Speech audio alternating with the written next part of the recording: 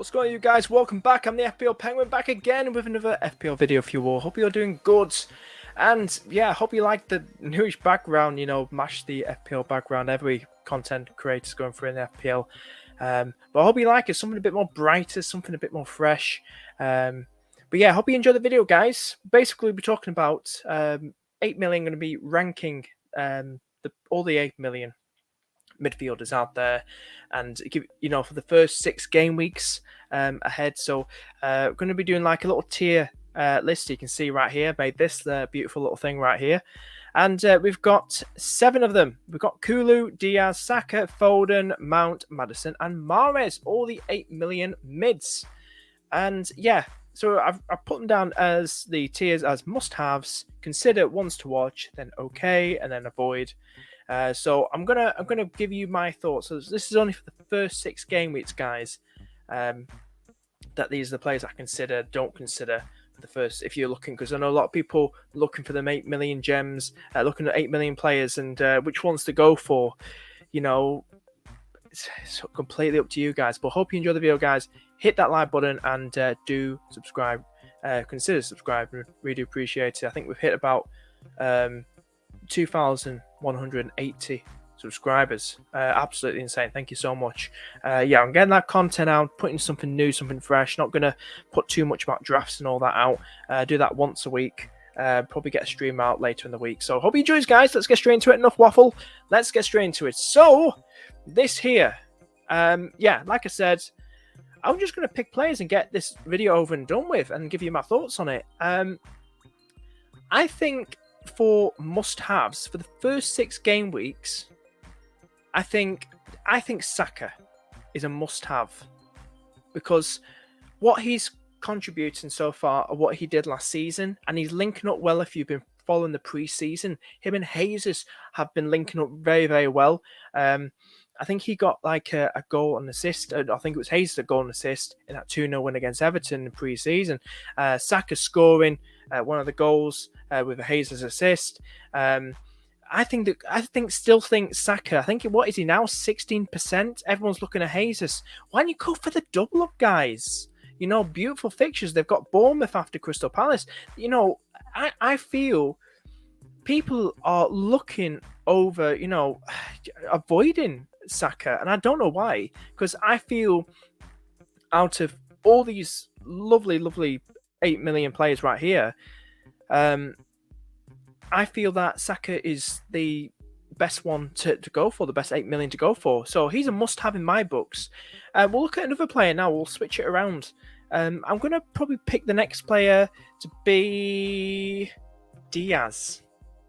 Now, he's definitely in the top 2. He's not an okay. He's definitely in the top 2. We know about Jota with this injury, set to miss the start of the season. Now, we know Jurgen Klopp's trying to set out Diaz, Nunes, and Salah to be the new deadly front 3 trio. Lots of words there because it's so terrifying to even think of.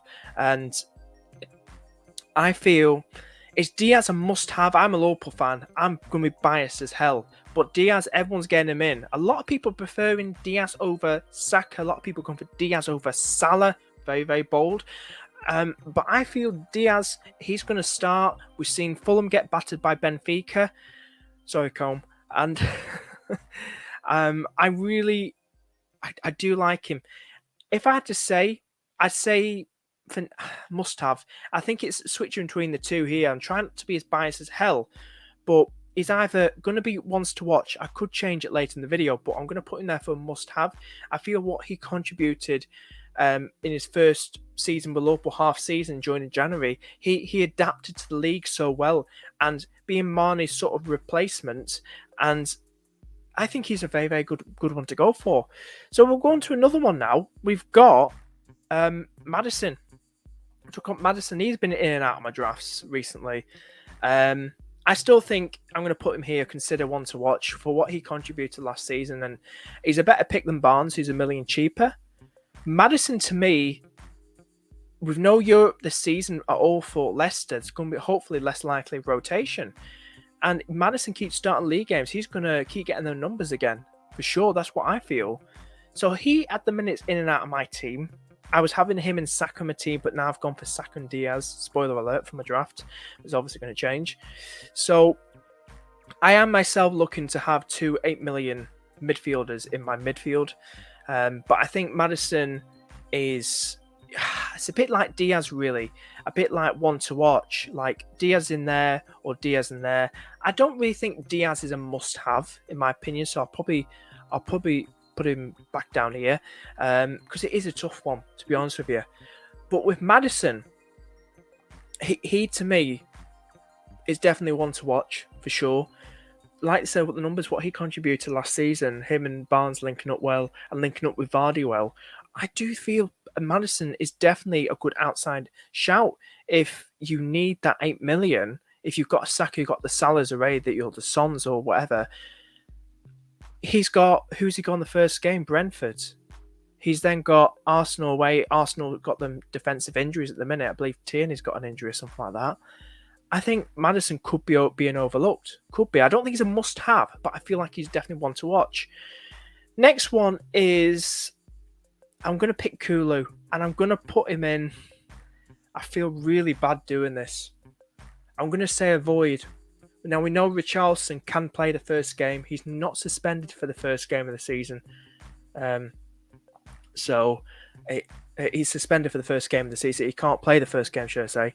And, Kulusevski would surely definitely play that game against Southampton. Obviously, Son and Kane, Son's are much better than Kulusevski. But I do feel if it's just going to be one game, we don't know how much rotation there's going to be. Champions League around the corner as well, cup games. How's Conte going to... I feel for now, some people thinking he's an outside shout. Go from first week, he's highly likely to start. But I feel if you're looking for the first 6 game weeks, it's very, very bold. I don't think he's worth it, to be honest with you, for the first 6 game weeks or anything. You know what I mean? Definitely. So to me, he's an avoid in the avoid tier. Another one to look at. We're going to look at the City boys, Mahrez and Foden. I think I'm going to put them in okay.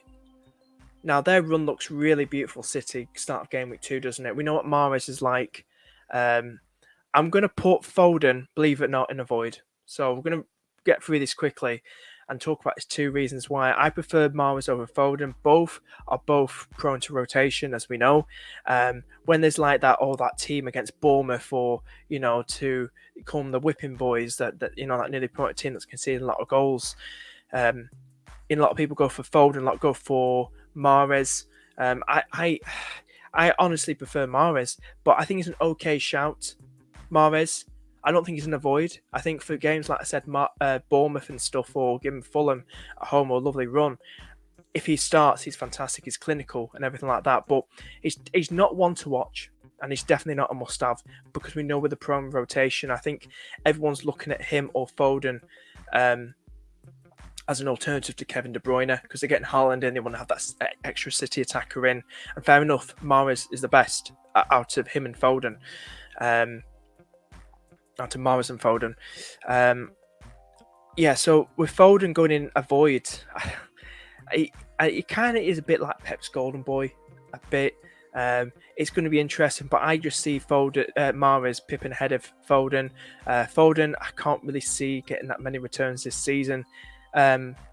It's going to be a tough one, but definitely Foden's avoid. I don't feel like his value is there for what he can contribute for that price as well. I don't think it's worth it, in my opinion.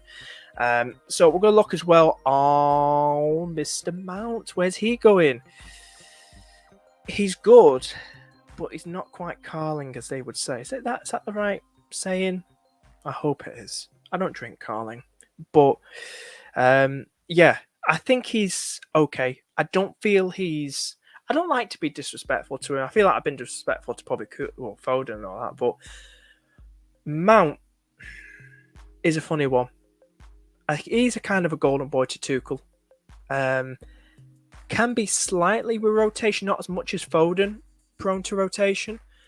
Now they've got Sterling in, they've got Havertz and Timo Werner there. They missed out Rafinha. Still got Ziyech, but I still see Mount pipping ahead of Ziyech. I still see Mount as much of a regular starter, but he doesn't get that many returns for his value and stuff. But I don't say he's a void. I'm going to say he's okay. So that's what I'm going for. That's the tier list for all 7-8 million of those beautiful players. But yeah, guys, thank you so much for tuning in. A bit of a quick video. Probably get more ideas coming out as well. If there's any ideas you want, any FPL content you want to see, do let me know in the comments. Hit that like button before you go, and please do consider subscribing as well. I've been the FPL Penguin, Calvin, and I shall see you guys in the next video. Take care, guys.